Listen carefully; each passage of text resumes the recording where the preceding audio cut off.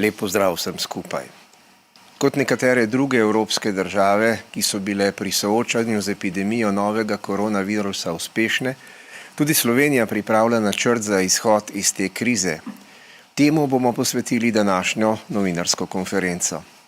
Kot sem omenil že včeraj, prek naših veleposlaništev pozorno spremljamo ukrepe drugih držav in njihove predloge, ki jih pripravlja Evropska komisija.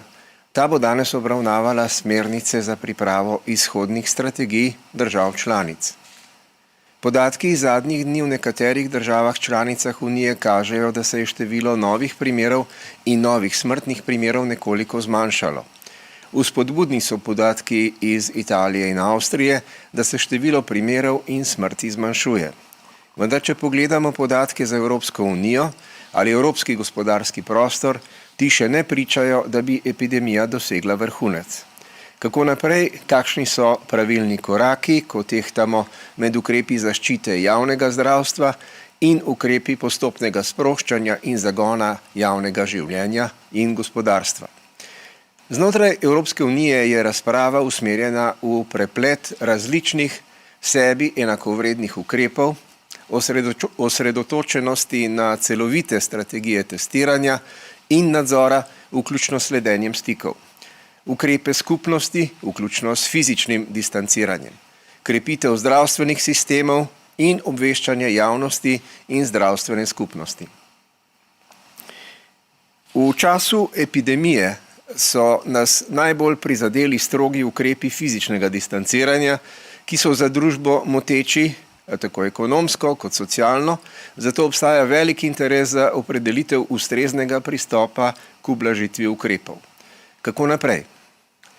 Veseli nas, da se Evropska unija in njene članice vse aktivneje vključujejo v skupno reševanje izzivov, ki jih prinaša pandemija. Uspeh premagovanja izzivov, kjer je na preizkušnji evropska solidarnost, je bistvenega pomena za prihodnost Evropske unije. Slovenija je na strani solidarnosti in s tem na strani prihodnosti in uspešnosti Evropske unije. Evropska solidarnost je že bila ključna, ko je šlo za pomoč državljanom držav članic, ki so se znašli v tujini in za katere je bilo potrebno organizirati posebne lete in druge prevoze za vrnitev domov. Večji izziv je predstavljalo skupno blaženje socialno-ekonomskih posledic krize, a tudi ta razprava se po sprejemu 500 milijard evrov težkega svežnja nadaljuje. Finančni ministri bodo o nadaljnjih ukrepih razpravljali jutri. Obrambni ministri NATO bodo danes o ukrepih zavezništva za zajezitev epidemije COVID-19 razpravljali prek audio-videokonference. Že danes pa se bodo prek videokonference sestali ministri za zdravje. Evropska unija je včeraj sprostila 2,7 milijarde evrov veliki inštrument za neposredno pomoč zdravstvenemu sektorju, ki vključuje tudi sredstva za nabavo zaščitne opreme, ki bodo na voljo državam članicam. Ministri za zdravje bodo danes razpravljali o nadaljnjih korakih pri premagovanju pandemije. Ob tem je pomembna tema, ki zanima Slovenijo, priprava izhodnih strategij in pristopov k sproščanju ukrepov. Razumljivo je, da je ob tem pomembna tudi koordinacija na evropski ravni, saj imajo ukrepi posamezne države lahko pomembne posledice na druge, naprimer kar zadeva prehajanje meje, transport, delovanje nekaterih gospodarskih in drugih panog in tako naprej. Veseli me, da sta današnja gosta novinarske konference minister za zdravje Tomaž Gantar in predstojnik Inštituta za mikrobiologijo in imunologijo Medicinske fakultete Univerze v Ljubljani, dr. Miroslav Petrovec. S pomočjo tako politike oziroma vlade, kot tudi stroke se bomo tako seznanili z aktualnim pogledom na slovenski načrt izhoda iz epidemije. Besedo predaja ministru za zdravje Tomažu Gantarju, ki bo po koncu svojega nastopa odgovoril tudi na vprašanja, ki bodo zastavljena v studiu TV Slovenija. Gospod minister, prosim. Hvala lepa. Dober dan vsem. Torej, Kot je bilo rečeno v uvodu, zdaj po eni strani se seveda soočamo z neko novo boleznijo, ki jo še v celoti in dovolj ne poznamo. In zato tudi dostikrat različne interpretacije, različna odzivanja strani različnih držav. Spravi, vsi iščemo optimalne rešitve in če gledamo na zadnji mesec našega dela, smo na nek način lahko seveda tudi z rezultati zadovoljni. Namreč krivuljo, na katero smo opozarjali ves čas in se je v začetku strmo vzpenjala pri številu okuženih, obolelih in seveda tudi umrlih, smo uspeli preusmeriti v drugo smer in na ta način seveda razmere na nek način stabilizirati. In če nam je na eni strani seveda to dokaj dobro uspevalo, ob tem, da smo se soočali seveda s težavami na različnih področjih, o tem je bilo že večkrat govora, se pravi od težav znotraj zdravstvenega sistema, predvsem pa tistih kritičnih točk, ki jih predstavljajo domovi za starejše občane, pa zdaj po drugi strani seveda iščemo tiste prave optimalne rešitve, kje in na kakšen način lahko pričnemo z ukrepi oziroma z blažitvijo ukrepov, ki smo jih sprejeli. Treba se pa zavedati, da ne glede na to, kakšne bodo naše odločitve, ki seveda temeljijo na eni strani na izkušnjah tudi sosednjih držav, na drugi strani morate vedeti, da gre tle tudi za veliko previdnost ob bolezni, ki je ne poznamo dovolj dobro. Ampak kakršnikoli že bodo, ti ukrepi bodo vedno in v nadaljevanju potrebne te osnovne zahteve, ki smo jih predstavljali ves čas, se pravi nekakšna rdeča nit izogibanja tesnejšim osebnim stikom.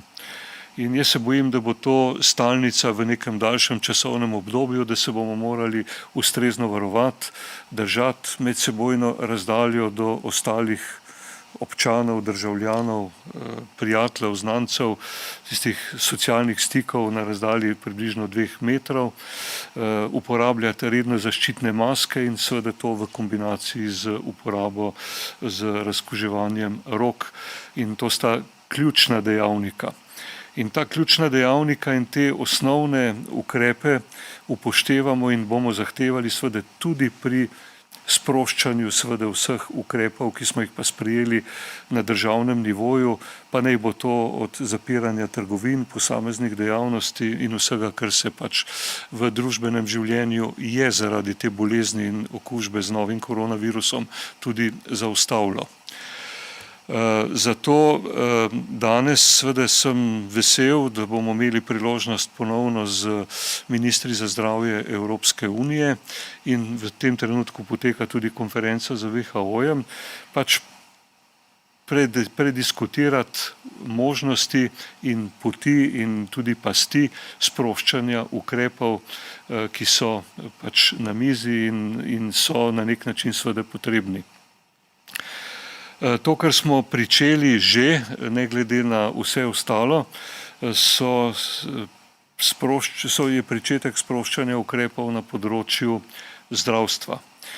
Namreč, če smo v začetku meseca nekako zaustavili delovanje, pa normalno delovanje zdravstvenega sistema, kar se tiče elektivnih posegov, in preusmerili vse aktivnosti na samo delovanje v smislu zagotavljanja nujne medicinske pomoči, pa obravnave urgentnih bolnikov ali tistih, ki so pod zelo hitro napoteni.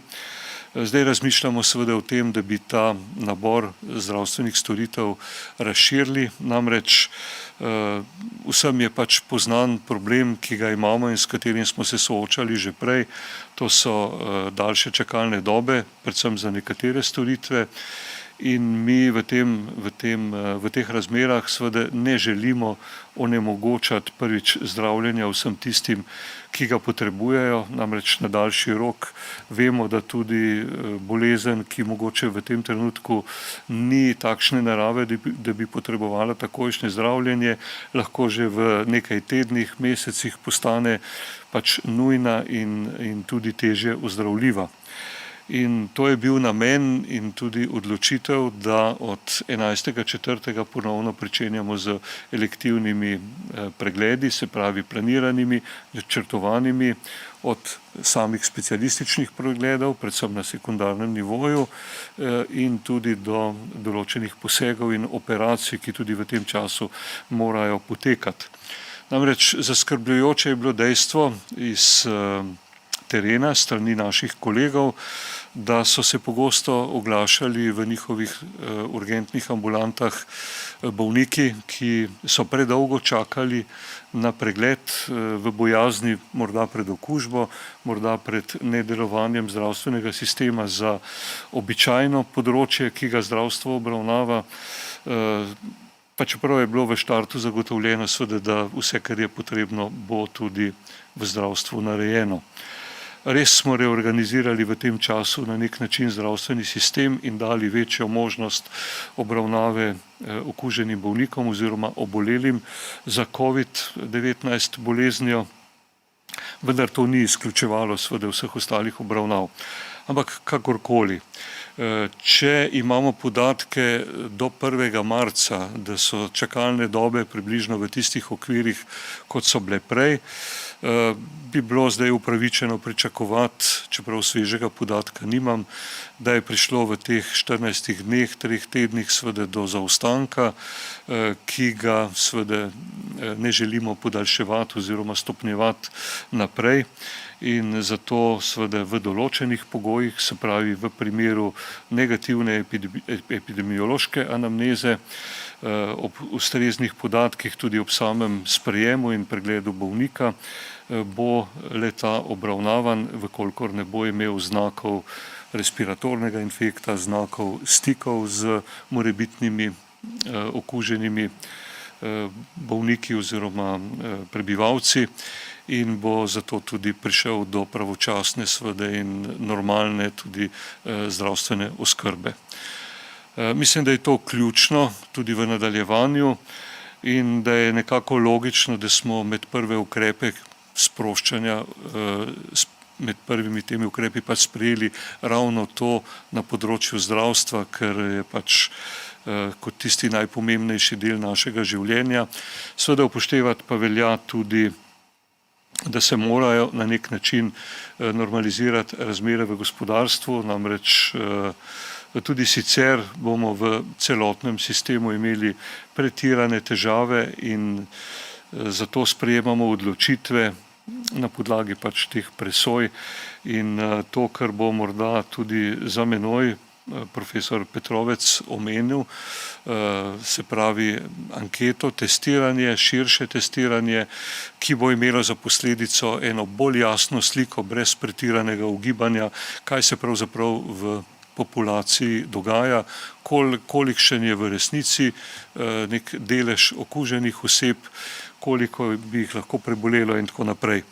In to je potem tudi ključno pri nadaljnjem odločanju, seveda, kako bomo ravnali.